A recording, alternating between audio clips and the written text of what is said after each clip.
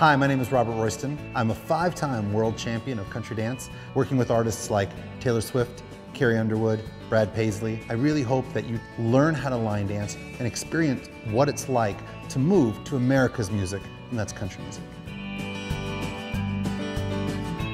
So some of the other line dance moves that you should understand are things like jump and hop, and of course we already talked a little bit about chug, but we'll revisit that in this little section. So the first thing is a jump. Jump.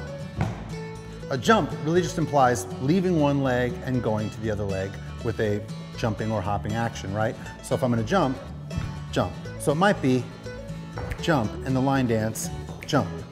The difference between a jump and a hop leaves and lands the same leg. So if I'm on my right, I hop. That's up and down the same leg. If I leave one and go to the other, that's a jump.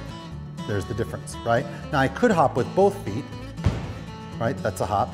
But if I'm changing weight from one foot to the other, of course, it's a jump. So you can have a hop, right? You can have a jump. And just like in the triple jump, you can have a hop, a skip, and a jump. So you can skip as well. And a skip, as I go hop, right? That's a hop. I can skip, right? And I can jump. Right? Those are all things that we would use in line dance terms. The other thing, of course, we talked about this before, if I lift my leg and it creates kind of a hopping action, but I keep my base foot on the ground a little bit more and kind of give it a drive down to create a sound, that's called a chug, which is like a hop.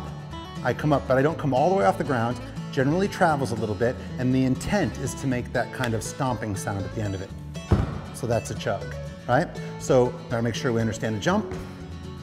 Hop, be it 2 legs or 1 leg. We can have a skip, right? Or we can have a chug. All things you're going to use throughout your line dance career.